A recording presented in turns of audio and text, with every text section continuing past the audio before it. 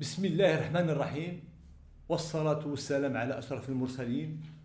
مرحبا بالإخوان والأخوات متتبعي قناة مفاتيح تاريخية في هذا اللقاء وهذه الدردشة التاريخية اللي غادي نفتحوا من خلالها مفتاح تاريخي للاطلاع عن ما جرى من أحداث انجسام حول الوحدة الترابية والوحدة الوطنية اللي عاشوها المغاربة منذ أواخر القرن 19.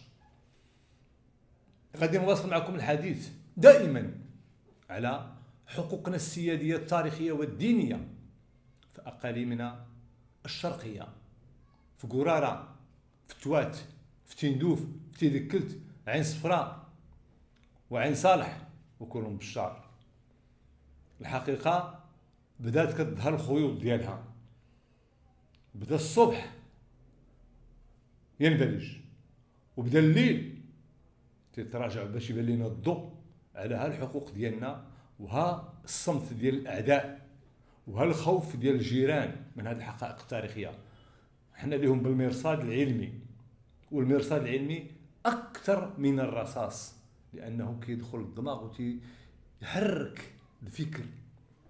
ما القرطاسه كضربه كتردي الانسان قتيل في الحين، ولكن الخبر يقين تيبقى يدور، تيطير النعاس على المعتدي وتعطي امل المظلوم باش يسترجع الحقوق ديالو. وحنا تابعين الحقوق ديالنا، غادي نفيقوا بالعلم. الفرنسيين الشيطان والاخرس على الحقيقه هو اللي عارف اش كاين، غنبقاو تابعين وندقوه بالعلم حتى نفيقوا ونخرصوا الالسن ديال الكراغله.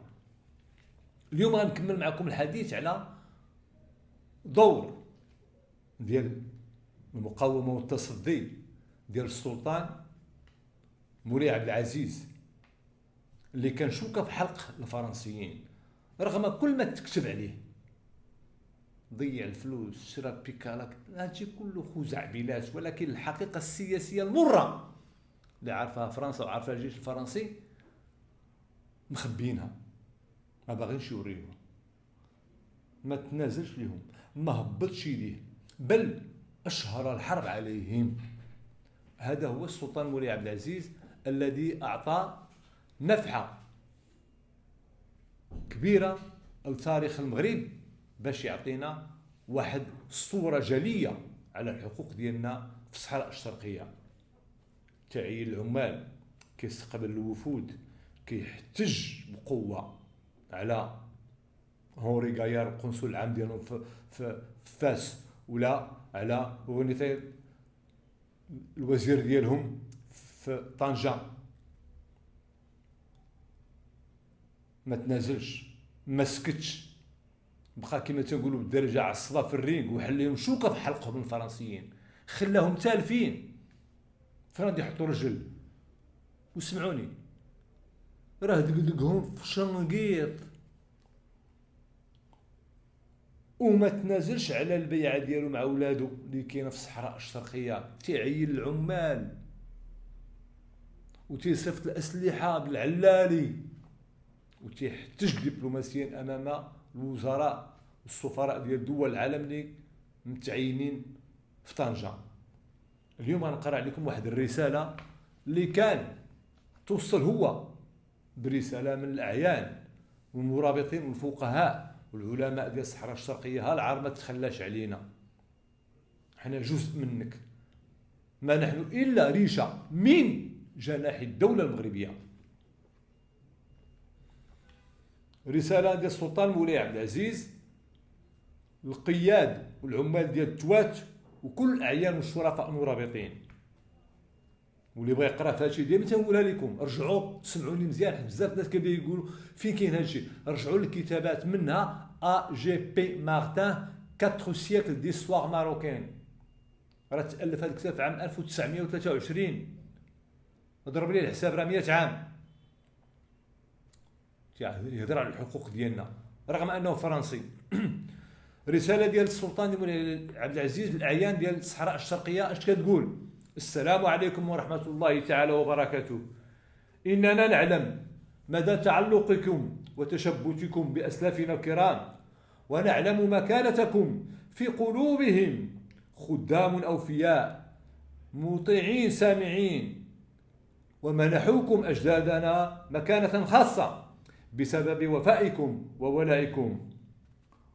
ولقد لامس والدنا قدس الله روحه، كيعني به السلطان مولاي الحسن الأول، هذه الخصال من جنابكم، الشيء الذي جعله ينكب على الحفاظ على مصالحكم ويؤمن حياتكم. وكان رحمة الله عليه قد أعطى أوامره بتجهيز حملة عسكرية بالسلاح وبالرجال للدفاع عنكم وعن أرضكم، وقلدنا مسؤولية الدفاع عنها لجناب فقهائكم وعلمائكم، وجعلناها في أعناقنا جميعا إلى يوم الدين. وها نحن اليوم على خطاه للدفاع عن وحدة بلادنا الترابية. واعلموا على أننا بعثنا إليكم حامله القائد الحاج أحمد بن رزوق البخاري للنظر في أحوالكم والسهر على شؤونكم. سيكون معكم للسهر وحماية أمتعتكم وأغراضكم، وسيسهر على إحلال السلم والأمن بالبلاد وبين العباد. وهذا دليل على حسن سريرتنا نحوكم، لأنكم منا وأنتم منا ونحن منكم، فنامركم أن تكونوا عند حسن الظن معه، وأن تنصتوا له وتدعنوا له وتعلموا بأوامرنا إعانة على مهامه الكبرى، وأن تكونوا كيد واحدة معه لمواجهة الأجانب. رعاكم الله وحفظكم، والسلام عليكم. في 7 أبريل 1895 AGP مارتان بالصفحة 279 بالضبط. هذا دليل قاطع يخرس بل يخيطها بالسبيب القاصح ديال الروكان. ما كاينش المزاح. السلاح والبيعة وتعيين العمال والقياد، اش بغيتي؟ فين؟ في التوات، في كرم بشار. شوفوا المسافة بعيدة، شحال بعيدة على فاس ولا على مراكش. عيون السلطان كاينة، ممثلي السلطان كاينين، القوة السلطانية كاينة. علاش فرنسا ساكتة؟ علاش مخليه الجزائر بحال داك الكلب تينبح يغوت واحد النهار يبقى يعض غير في جنابو؟ غادي يبان الحقيقة ويبان التاريخ.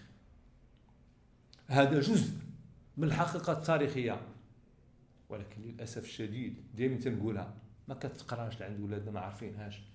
رسالة ديال السلطان في عام 1895. حسن لي شحال الحساب. شوف كيفاش كيهضر هو على باه وتيقول لهم أنتم منا ونحن منكم. ها العظمة ديال السلاطين العلويين، ها الرحمة ديال العلويين، ها التواضع ديال العلويين. أنتم منا ونحن منكم. فين تلقى هذا الكلام؟ هذا هو اللي كيدق الجزائريين. وينوضوا عاوتاني يبداو ينبحوا باش يردوا على الدكتور نور الدين الحداد ويقول لك راه الأستاذ العبيط.